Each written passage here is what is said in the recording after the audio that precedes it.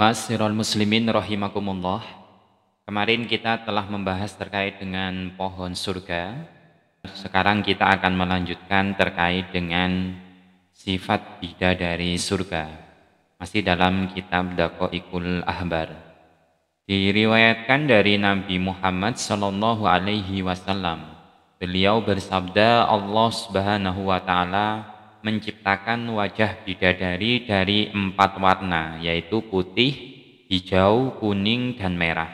Allah menciptakan tubuhnya dari za'faron, misik, ambar, dan kafur.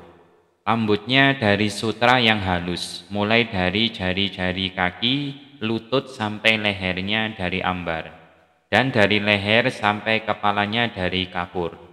Andai kata bidadari itu meludah sekali di dunia, maka jadilah dunia ini kasturi. Di dadanya tertulis nama suaminya dan nama-nama Allah Subhanahu wa taala. Pada setiap tangan dari kedua tangannya terdapat 10 cincin, dan pada kedua kakinya terdapat 10 binggol dari permata dan mutiara. Diriwayatkan dari Ibnu Abbas radhiyallahu an, beliau berkata, Nabi Muhammad sallallahu alaihi wasallam bersabda, sesungguhnya di dalam surga itu terdapat bidadari-bidadari yang namanya Aina. Ia diciptakan dari 4 unsur, yaitu dari kasturi, kafur, ambar, dan za'faron. Diadoni tanahnya dengan air kehidupan. Seluruh bidadari itu sangat merindukan suami-suami mereka.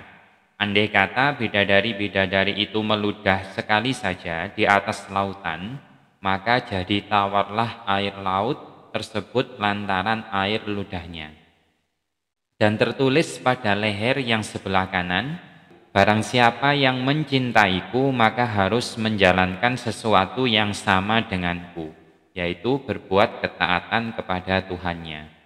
Diriwayatkan dari Ibnu Mas'ud radhiyallahu an, beliau berkata, Nabi Muhammad sallallahu alaihi wasallam bersabda, sesungguhnya ketika Allah Subhanahu wa taala menciptakan surga Aden, Dia memanggil malaikat Jibril seraya berfirman kepadanya, wahai Jibril, berangkatlah kamu kepadanya dan lihatlah apa yang telah aku ciptakan untuk hamba-hambaku dan wali-waliku.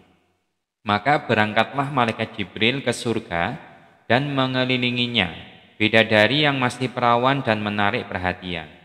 Semua memuliakannya di antara para penghuni istana surga. Bidadari tersenyum pada malaikat Jibril, hingga jadi teranglah surga Aden karena gigi-giginya. Lalu malaikat Jibril bersujud. Ia menyangka bahwa cahaya itu berasal dari nur Tuhan yang mulia. Maka bidadari itu memanggil malaikat Jibril, wahai makhluk yang dipercaya Allah, tahukah engkau untuk siapa aku diciptakan? Malaikat Jibril menjawab, tidak. Kemudian bidadari itu berkata, sesungguhnya aku diciptakan oleh Allah untuk orang yang memilih ridha Allah daripada mengumbar hawa nafsunya. Berdasarkan keterangan di atas, telah datang di dalam hadis Nabi Muhammad SAW bersabda, telah aku lihat dalam surga malaikat-malaikat yang sedang membangun istana-istana yang bahan batu batanya dari perak dan emas. Mereka terus membangun bangunan itu. Ketika mereka berhenti membangun, aku bertanya, kenapa kalian berhenti membangun? Lalu mereka menjawab, benar-benar telah habis perbekalan kami. Aku bertanya, apa perbekalan kalian semua? Para malaikat menjawab, berzikir kepada Allah Subhanahu wa taala. Karena sesungguhnya yang mempunyai istana ini adalah orang-orang yang berzikir kepada Allah. Ketika orang itu berhenti berzikir kepada Allah, maka kami berhenti dari membangun istana. Dalam hadis diterangkan, tidak ada bagi seorang hamba yang berpuasa di bulan Ramadan kecuali Allah menikahkan dia dengan seorang istri dari bidadari yang sangat menawan dalam suatu tenda dari intan putih yang terukir, sebagaimana firman Allah Subhanahu wa taala, hurum maqsuratum fil khiyam, bidadari-bidadari yang jelita putih bersih dipingit dalam tenda. Quran surah Ar-Rahman ayat 72. Maksudnya adalah bidadari-bidadari yang terpelihara dan tertutup di dalam tenda. Setiap bidadari memiliki 70 pakaian. Setiap manusia ahli surga disediakan 70 ranjang dari yakut merah. Pada setiap ranjang terdapat 70 kasur dan setiap kasur terdapat seorang bidadari. Setiap bidadari mempunyai 1000 pelayan yang membawa piring-piring dari emas. Lalu makanlah bidadari-bidadari tersebut dengan suaminya. Semua ini diperuntukkan bagi orang-orang yang berpuasa pada bulan Ramadan, selain amalan berbuat kebajikan yang telah dilakukan pada bulan Ramadan. Jadi itu keterangan terkait dengan bidadari surga.